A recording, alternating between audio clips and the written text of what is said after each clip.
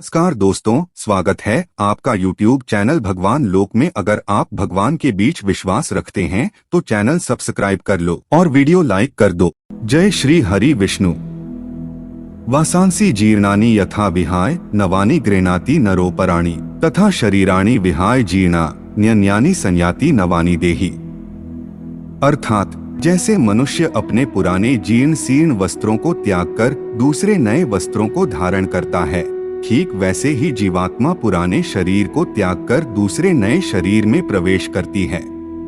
आज हम महर्षि वेद व्यास जी द्वारा रचित श्री गरुड़ महापुराण के दिव्य ज्ञान के माध्यम से यह जानने का प्रयास करेंगे कि मनुष्य की मृत्यु कैसे होती है और मनुष्य के शरीर से आत्मा कैसे निकलती है।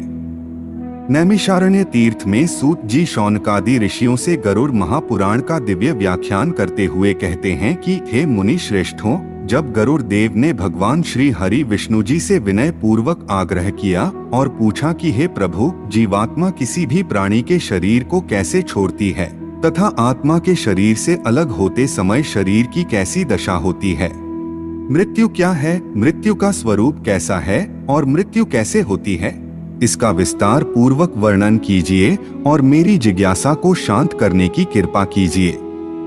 इस पर भगवान श्री हरि विष्णु गरुड़ से कहते हैं कि हे विनीता पुत्र, अब मैं तुम्हारे संशयों को दूर करते हुए तुम्हें आत्मा के शरीर से मुक्त होने अर्थात व्यक्ति की मृत्यु का वर्णन तुम्हें सुनाता हूँ।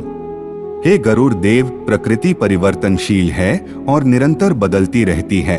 पतझड़ में पेड़ के हरे पत्ते सूखकर और पीले होकर नीचे गिर जाते हैं और बसंत में पुनः से हरे पत्ते उग जाते हैं।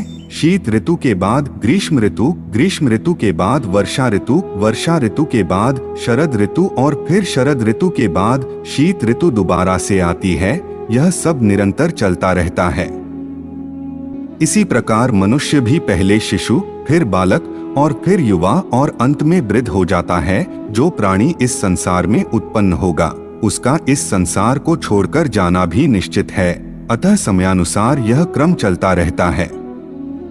इसी क्रम में जब व्यक्ति अपनी औसत आयु को पूर्ण कर लेता है और स्वाभाविक मृत्यु के द्वारा उसका इस संसार को छोड़ने का समय निकट आता है, तो आत्मा के शरीर से मुक्त होने से पहले उस व्यक्ति के शरीर में कई प्रकार की व्याधियां अर्थात रोग उत्पन्न हो जाते हैं, जैसे कि मस्तिष्क का रोग, आँखों का रोग, कानों का रोग, नाक का रोग, मुंह का रोग, गले का रोग, हृदय का रोग, उदर रोग, पैरों का रोग इत्यादि कई प्रकार के रोग हो जाते हैं। उसका कंठ अवरुद्ध होने लगता है, उसकी आंखों में आंसू आने लगते हैं, उसका शरीर पंगु होने लगता है, उसकी हृदय गति रुक जाती है, हृदय सुन्न हो जाता है, उसे अत्यंत घुटन महसूस होती है।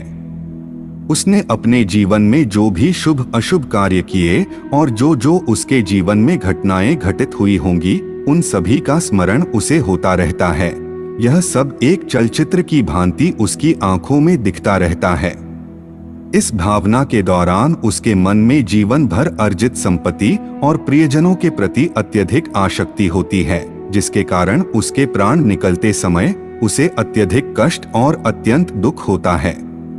इस समय वह अपने प्रियजनों को पुकारता है और उनसे बात करना चाहता है, उनसे कुछ कहना चाहता है, लेकिन सामर्थ्य विहीन होकर कुछ कह नहीं पाता और उसकी बातों और संकेतों को पास बैठा कोई भी व्यक्ति नहीं समझ पाता है। जब उसकी सांस रुकने को होती है, तब वह सांसों को वापस लाने के लिए संघर्ष करता है। उसे बहुत बेचैनी, पीड़ा और छटपटाहट होती है, क्योंकि नाड़ियों से प्राण खींचकर एक जगह एकत्रित होने लगते हैं। उसकी पांचों इंद्रियां अर्थात स्पर्श, स्वाद, गंध, दृष्टि और श्रवण की इंद्रियां एक एक कर शिथिल होकर लुप्त होती जाती हैं। श्रवण शक्ति सबसे अंत में लुप्त होती है। जब प्राण निकलने का समय बिल्कुल पास आ जाता है तो एक प्रकार की मूर्छा आ जाती है। एक बिच्छू के काटने से जितना दर्द होता है, उसके कई गुना बिच्छुओं के काटने का दर्द उसे महसूस होता है। तब उसके प्राण निकालने के लिए यम के 2 दूत आते हैं और उसके अचेतन शरीर से उसके प्राणों को बाहर खींच लेते हैं। यह प्राण ही आत्मा है। व्यक्ति के शरीर में 9 द्वार अर्थात 2 आँखें, 2 कान, 2 नथुने, 1 मुंह और 2 मल मूत्र त्यागने के द्वार होते हैं। जबकि एक ब्रह्म रंध्र होता है जो सिर के मध्य भाग में होता है। यह 10वें द्वार के रूप में जाना जाता है। जब व्यक्ति की मृत्यु होती है तो यम के दूत आत्मा को इन्हीं द्वारों से शरीर से बाहर खींचते हैं। यह सब मनुष्य के कर्मों पर निर्भर करता है कि उसकी आत्मा किस द्वार से शरीर छोड़कर बाहर निकले। जो लोग श्रेष्ठ योगी, संत महात्मा, ऋषि मुनि, सर्वहितैषी और भगवान के भक्ति मार्ग पर चलने वाले होते हैं, उनकी आत्मा अपने आप ब्रह्म रंध्र से देह का त्याग करके बाहर निकल आती है। जो लोग धर्मपरायण, भागवत कथा का प्रचार प्रसार करने वाले और मधुर वाणी वाले होते हैं, उनकी आत्मा मुख के द्वार से बाहर निकलती है। जो लोग सदाचारी और भागवत कथा सुनने वाले होते हैं, उनकी आत्मा कान के द्वार से निकलती है। जो लोग सत्यकर्मी और दूरदृष्टि वाले होते हैं, उनकी आत्मा आँख के द्वार से निकलती है। जो लोग अच्छी विचारधारा और सहयोगी स्वभाव वाले होते हैं, उनकी आत्मा नाक के द्वार से निकलती है। और जो लोग अत्यंत पापी, क्रूर, गंदी विचारधारा वाले, अत्यधिक झूठ बोलने वाले और दूसरों का अनिष्ट करने वाले होते हैं, उनकी आत्मा को यम के दूत मल मूत्र त्यागने वाले द्वार से बाहर खींचते हैं। जब आत्मा मुख के द्वार से निकलती है तो मुख से झाग या फेन निकलता है। जब आत्मा आँख के द्वार से निकलती है तो आँखें उभरकर बाहर निकल आती हैं। जब आत्मा कान के द्वार से निकलती है तो कान से मवाद या मैल निकलता है। जब आत्मा नाक के द्वार से निकलती है तो नाक से गंदा पानी निकलता है। और जब आत्मा मल मूत्र त्यागने वाले द्वार से निकलती है तो इन द्वारों से मल व मूत्र बाहर निकल आता है। इस प्रकार यम के दूतों द्वारा आत्मा को शरीर से बाहर निकालकर अलग किया जाता है।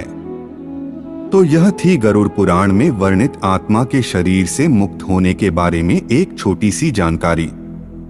अगले भाग में हम शरीर छोड़कर अलग हुई आत्मा और मृत देह के बारे में जानकारी देने का प्रयास करेंगे। हम आशा करते हैं कि आपको यह जानकारी अच्छी लगी होगी। अगर अच्छी लगी हो तो वीडियो को लाइक करें और हमारे चैनल को सब्सक्राइब करने का कष्ट करें। अगर आपने हमारा चैनल पहले से ही सब्सक्राइब कर रखा है तो इसके लिए हम दिल की अनंत गहराइयों से आपका कोटि कोटि धन्यवाद करते हैं। एक बार फिर से आपका बहुत बहुत धन्यवाद। जय हिंद, जय भारत।